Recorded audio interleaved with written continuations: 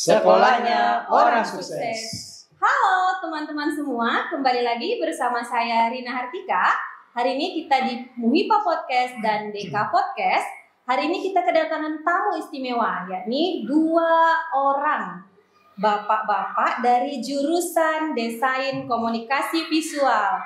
Ya, teman-teman MUHIPA, Sobat MUHIPA, kali ini kita akan diskusi terkait dengan jurusan Desain Komunikasi Visual, di mana jurusan ini adalah salah satu dari 7 jurusan terbaik yang ada di SMK Muhammadiyah 1 Palu. Baik Sobat MUHIPA, kita kenal-kenalan dulu dengan Bapak yang di samping kanan saya, yang di tengah Bapak. Saya Irfan Arianto selaku Kepala Program Jurusan Desain Komunikasi Visual. Ya, dengan Bapak Irfan Arianto dari Kepala Program Jurusan DKV yang biasa disapa dengan Pak Irfan ya Pak ya? Iya, hari ini menyempatkan waktu bersama dengan kita, Kaprok DKV langsung datang. Dan di samping Pak Irfan, tak kalah juga ada guru dari Jurusan Desain Komunikasi Visual dengan Bapak. Terima kasih, ya perkenalkan nama saya Ali Said. Saya selaku guru DKV juga mengajar di program studi DKV. Iya, Sobat MUHIPA, 2 orang yang di samping kanan saya adalah orang-orang hebatnya jurusan DKV. Baik Sobat MUHIPA, kita ada beberapa pertanyaan yang masuk di DM kami di akun kesiswaan dan akun DKV Studio. Baik teman-teman, saya akan bacakan pertanyaan pertama. Pertanyaan pertama nih Pak. Mungkin bisa langsung dijawab barengan saja atau ditambahkan mungkin nanti. Kita ke Pak Irfan dulu lah ya. Baik Pak Irfan, selaku kaprok dari jurusan DKV nih. Baik Pak, kira-kira nih Pak, setelah lulus dari jurusan DKV, anak-anak dari jurusan DKV ini bisa lanjut kemana Pak? Kalau kita fokusnya ke pekerjaannya lah terlebih dahulu. Kalau kuliah mungkin semuanya bisa ya Pak ya? Bisa masuk. Tapi kalau kuliah, kembali lagi kalau kerja bagaimana nih Pak? Kalau kerja itu biasanya dari lulusan DKV bisa langsung ke ini, jadi ilustrator kah atau freelance, banyak. Contohnya juga lagi misalkan dia bidangnya sukanya di fotografi. Nah, itu bisa bisa buat usaha sendiri, misalkan buka foto studio. Nah, itu seperti juga studio MUHIPA ini ya Pak ya, di kafe studio ini. Iya betul. Iya. Bagaimana menurut Pak Ali sendiri? Jadi mungkin sedikit saya tambahkan dari Pak Irfan. Jadi untuk seorang lulusan dari DKV itu sebenarnya peluangnya banyak Bu. Seorang dari lulusan DKV bisa menjadi seorang ilustrator. Ya. Kemudian apabila dia punya keahlian menggambar, dia bisa jadi seorang komikus atau penulis komik. Iya, penulis komik. Kemudian kalau dia cenderung lebih senang dengan peralatan foto dan video, itu bisa masuk ke perfilman. Entah itu jadi sutradara atau talentnya, semuanya akan kita ajarkan di DKV. Berarti di DKV ini calon-calon artis ya Pak ya? Betul sekali Bu. Iya. Oke, baik teman-teman Sobat MUHIPA, banyak sekali keunggulan di jurusan DKV. Jadi teman-teman di Sobat MUHIPA yang tertarik untuk bergabung di DKV, maka silahkan mendaftar di SMK Muhammadiyah 1 Palu. Sobat MUHIPA, sekolahnya orang sukses. Baik, pertanyaan yang kedua Bapak. Nah, pertanyaan kedua, nih Pak, yang lucu nih, ada pertanyaan dari salah satu akun sosial yang bernama di blog. Kalau saya tidak salah ya bacanya, soalnya sangat sulit teman-teman Sobat MUHIPA. Baik, pertanyaannya adalah, saya tidak pandai berimajinasi, apakah bisa masuk di jurusan DKV? Iya, jadi yang mau jawab siapa nih? Pak Irfan? Boleh, barangkali saya ya, karena kebetulan saya yang mengajar di kelas 10, iya. Jadi semua dasarnya ada di kelas 10. Ada di kelas 10 ya. Ternyata. Baik, nah, jadi memang ada beberapa pertanyaan dari teman-teman itu seperti tidak bisa menggambar, terus tidak bisa berimajinasi, terus saya tidak punya skill di DKV. Saya boleh tidak masuk ke DKV? Jadi sebenarnya kita di DKV itu tidak melihat skill dasarnya, karena semua dasar-dasar itu akan kita pelajari bersama di kelas 10. Contohnya, misal teknik menggambar. Yang tidak bisa menggambar akan kita ajarkan bagaimana teknik menggambar yang benar. Kemudian tidak mampu berimajinasi. Di situ kita akan berusaha untuk mengajak siswa. Diajar menghayal berarti Iya. ya. Berpikir kreatif. Jadi harus menghayalnya banyak. Betul, gitu. betul Bu. Jadi harus banyak berhalusinasi. Kalau bahasa kerennya sekarang halu ya Bu ya. Halu. Ya halu. Jadi berhalusinasi, kemudian berimajinasi. Nah dari imajinasinya nanti itu akan tertuang sebuah pemikiran-pemikiran kreatif yang akan dikeluarkan siswa tersebut. Mungkin Pak Irfan mau ditambahkan Pak? Sepertinya sudah terjawab. Sepertinya sudah terjawab dan diwakili oleh Pak Ali semuanya. Baik teman-teman, jadi jangan khawatir yang tidak bisa berimajinasi diajarkan berimajinasi dengan Pak Irfan dan Pak Ali. Mereka jago berimajinasi teman-teman. Oke, baik, pertanyaan berikutnya Bapak.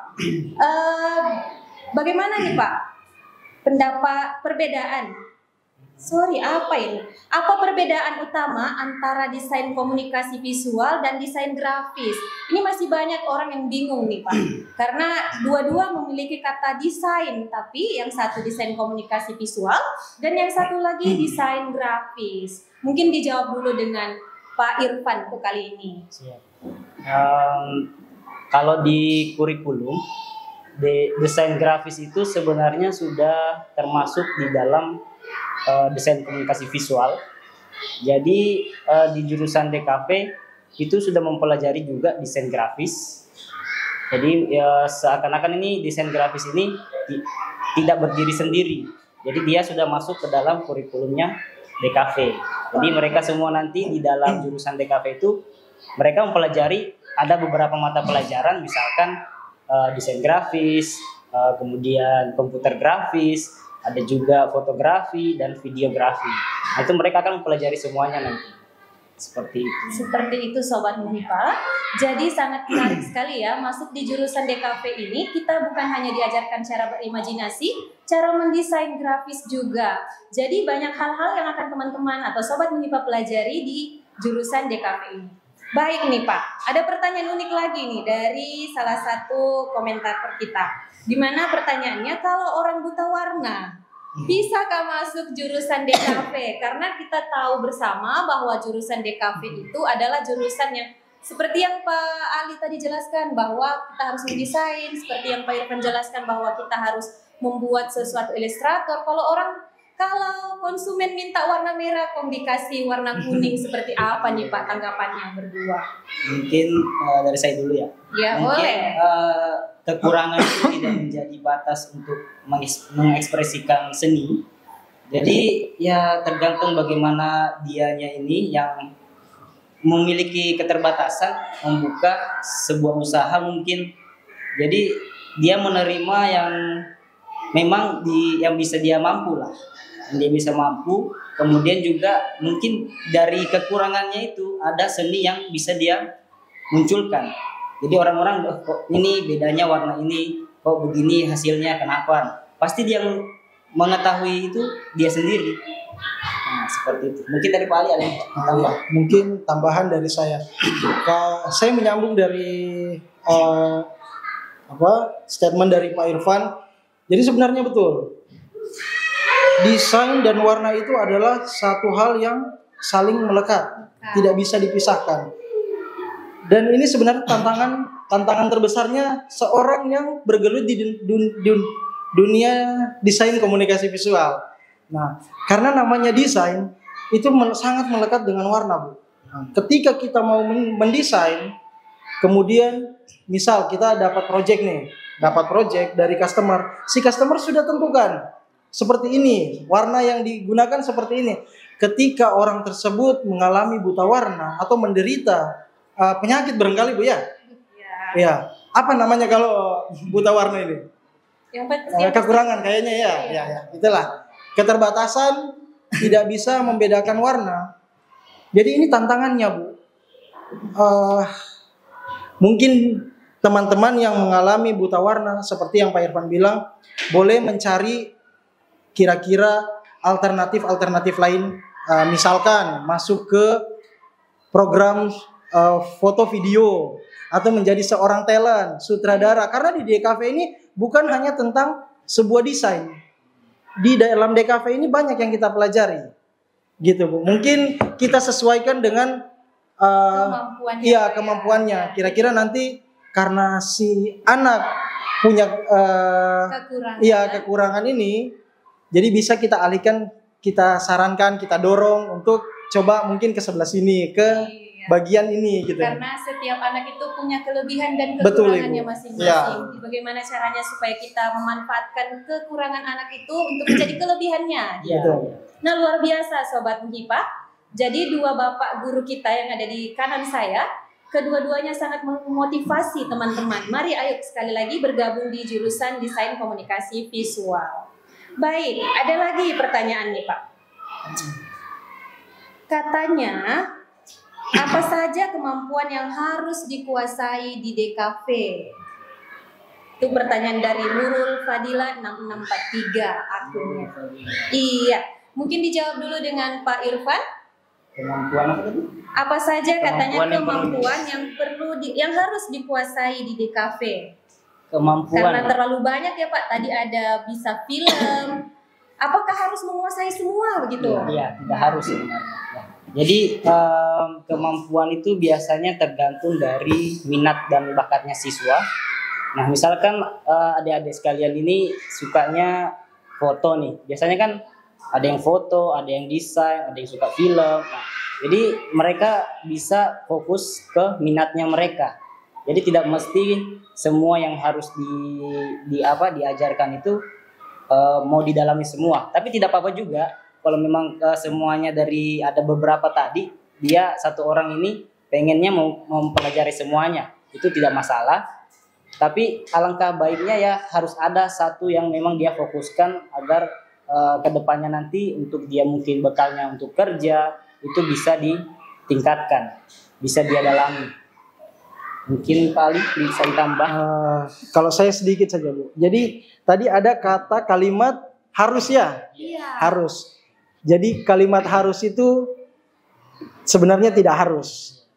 Dari nol pun yang seperti tadi ada pertanyaan yang sebelumnya itu Tidak bisa berimajinasi. iya, tidak bisa berimajinasi. Intinya mari gabung ke DKV walaupun tidak punya skill atau bakat di DKV. Karena saya dan Pak Irfan itu akan membantu anak-anak semua yang ada di DKV itu bagaimana caranya mengeluarkan potensi-potensi yang mereka miliki. Nah, setelah potensi tersebut didapatkan, akan kita arahkan. Yang ini bisanya lebih condong ke sini, yang ini condongnya ke sini. Seperti itu mungkin, ya. Luar biasa Sobat MUHIPA. Baik Sobat MUHIPA, kami informasikan bahwa hasil dari binaan Pak Irfan dan Pak Ali ini, alhamdulillah siswa kami dari jurusan Desain Komunikasi Visual insya Allah akan mewakili Provinsi Sulawesi Tengah ke ajang nasional Lomba Film Pendek. Jadi luar biasa nih dari jurusan DKV. Nah, banyak sekali loh sekolah yang dikalahkan di Sulawesi Tengah ini teman-teman Sobat MUHIPA. Dan dari jurusan DKV juga yang akan mewakili Lomba Kria ke tingkat nasional. Luar biasa jurusan DKV kita. Baik Bapak. Soalnya guru-gurunya muda-muda semua ini. Iya, guru-gurunya masih fresh semua. Jadi ilmunya up to date kalau kata bahasa gaul anak-anak semua. Baik Bapak, pertanyaan berikutnya. Ini ada yang tanya nih, apa saja perangkat lunak dan alat teknologi yang sering digunakan dalam bidang desain komunikasi visual? Apakah anak-anak yang masuk di jurusan DKV ini harus memiliki perangkat dulu, kasihan baru masuk? Kalau tidak punya, apakah tidak bisa bergabung bersama DKV? Iya, mungkin langsung dijawab sama Kaproknya ya, karena semua alat dan bahan ini data ada di Kaprok teman-teman. Mungkin baik saya jawab dulu. Mungkin dari ini perangkat lunak itu ataupun perangkat keras tidak mesti harus dimiliki oleh peserta didik. Tetapi alangkah baiknya jika mempunyai. Maksudnya ya biar dia di rumah bisa latihan sendiri, jadi tidak terbatas untuk eksplorasinya. Ketika dia tidak memiliki, berarti hanya bisa mendapatkan bekal ilmunya di sekolah ataupun di lab di kafe. Nah, kemudian juga perangkat-perangkat lunak ini kan atau perangkat keras yang digunakan di DKV itu contohnya ya paling utama ya komputer atau kamera. Kemudian juga tambahan perangkat-perangkat keras lainnya. Nah, kalau misalkan untuk perangkat lunaknya atau aplikasi yang biasa digunakan, untuk sekarang ini juga tidak mesti kita punya kamera yang harus besar, harus yang seperti model kamera yang sekarang ini ya. Kalau sekarang kan adik-adik sekalian ini kan punya HP itu sudah bisa dipakai untuk record, sudah bisa pakai foto. Kemudian juga sekarang ada aplikasi Canva, sudah bisa desain di HP. Jadi tidak terbatas sebenarnya. Mungkin hanya ini ya, ketika di industri tidak terlalu terpakai karena industri kan sekarang yang ada di Kota Palu ini kan mereka ada standar-standar penggunaan aplikasinya. Misalkan CorelDRAW itu juga kita ajarkan di dalam kelas di lab. Nah, kemudian juga Adobe Premiere itu juga kita ajarkan di dalam kelas. Jadi ada standar lah dari semua industri yang ada di sini. Berarti yang diajarkan anak-anak dari jurusan DKV ini sudah standar industri ya Pak ya? Ternyata luar biasa jurusan DKV. Mungkin ada yang mau ditambahkan dari Pak Ali? Kalau saya mungkin ke perangkat lunaknya Bu ya, atau software yang digunakan siswa-siswa DKV itu pada saat proses pembelajaran. Yang pertama itu karena kita di sini Bu di Sulawesi Tengah, kebetulan tempat nantinya siswa-siswa ini turun PKL atau magang, itu hampir rata-rata semuanya menggunakan untuk aplikasi desain ya Bu ya. Itu masih menggunakan CorelDRAW. Jadi karena memang dudinya masih menggunakan Corel, kita menyesuaikan dari sekolah Bu. Jadi mungkin kalau dari saya, karena kebetulan saya lebih condong ke desain Pak ya. Kalau saya condongnya ke desain, kalau Pak Irfan foto, video, desain juga oke kalau beliau. Ya, semuanya dimakan kalau sama beliau. Nah, kalau dari saya itu biasanya saya pakai Corel untuk aplikasi cepat. Jadi biasanya ada permintaan-permintaan cepat nih Bu. Misal desain harus selesai sejam atau 30 menit ya. Jadi mau tidak mau tetap kita menggunakan aplikasi Canva. Ya. Atau aplikasi AI terbaru Bu ya. Nah, terus ada juga biasanya saya menyesuaikan karena sistem operasi ini dan aplikasi-aplikasi itu kan perkembangannya cepat Bu. Nah, mau tidak mau kita itu tetap juga harus menyesuaikan. Jadi beberapa kali pertemuan biasanya itu saya selingi dengan Adobe Illustrator. Jadi saya biasanya bermain di 3 aplikasi. Yang pertama aplikasi Corel, yang kedua Adobe Illustrator, dan yang ketiga adalah aplikasi Canva. Tapi nih Pak, kalau ada anak-anak yang tidak punya fasilitas, dia cuma punya seperti yang Pak Irfan bilang tadi, dia cuma punya modal HP doang. Apakah mereka bisa difasilitasi di lab DKV untuk belajar di luar jam sekolah? Karena kita tahu sendiri kalau mengikuti jadwal sekolah, anak-anak itu terbatas waktunya. Apakah bisa di luar jam sekolah difasilitasi siswa dari jurusan DKV? Jadi sebenarnya bisa ya, selama si anaknya ini mau belajar gitu. Jadi di sekolah kita di SMK Muhammadiyah 1 Palu itu sebenarnya ada ekskul juga ya, yaitu yang pertama sinematografi sama juga desain grafis sebenarnya. Nah, kalau mereka ingin mau belajar lebih ketika sekolah dari pagi sampai sore, nah mau lanjut lagi itu bisa ikut ekskulnya. Luar biasa Sobat Muhipa, ternyata ekskulnya menarik juga ya. Baik. Jadi ada juga ini nih tambahan nih, kayak tadi masalah perangkat lunak. Nah, jadi kan di industri sudah ada standarnya nih. Nah, sedangkan saya kemarin fokusnya itu lebih condong ke Adobe Illustrator. Mau tidak mau gurunya juga belajar nih, mau fokus ke pembelajaran di aplikasi Corel. Jadi guru-gurunya juga pasti harus belajar terus. Iya, harus update terus setiap saat. Biar bisa membantu siswanya juga ini membagikan ilmu-ilmunya. Sebenarnya kalau untuk belajar ini sekarang banyak ya Pak ya. Kita anak-anak semua bisa lihat dari TikTok atau media-media sosial seperti itu. Tapi kembali lagi, tanpa guru, nol ilmu itu. Iya. Tambahan lagi mungkin satu Iya. lagi. Kemarin sempat waktu saya juga mengantar siswa yang ke PKL ke Jakarta. Luar biasa Sobat Muhipa, kita kerjasama bukan hanya di Sulawesi Tengah, Iya. tapi juga di luar Provinsi Sulawesi Tengah. Ya, untuk Jadi, saya dua ya. ya, Ada 2 tempat di Jakarta sama di Jogja. Jogja untuk kerjasama dari jurusan DKV sendiri, teman-teman Sobat Muhipa. Terus ya ketika saya mengantar siswa ini PKL di industri di Jakarta, ternyata mereka industrinya lebih pakainya aplikasinya ke capcur. Oh, Iya, jadi di sini industri di dalam kota kita ini masih ke standar memang ya betul-betul ke Premiere, tetapi yang di luar sana sudah pakai yang lebih mudah digunakan, tinggal ini aplikasinya juga ringan. Jadi tidak membatasi untuk anak-anak bereksperimen atau bereksplorasi ke aplikasi-aplikasi yang lain seperti itu. yang penting bisa hasil karyanya itu Iya. terbaik ya. Iya, betul. Ya. Baik Sobat Muhipa, itu adalah pertanyaan terakhir dari pertanyaan-pertanyaan ini. Cuman ini, kalau kita sekarang ini berada di studio DKV,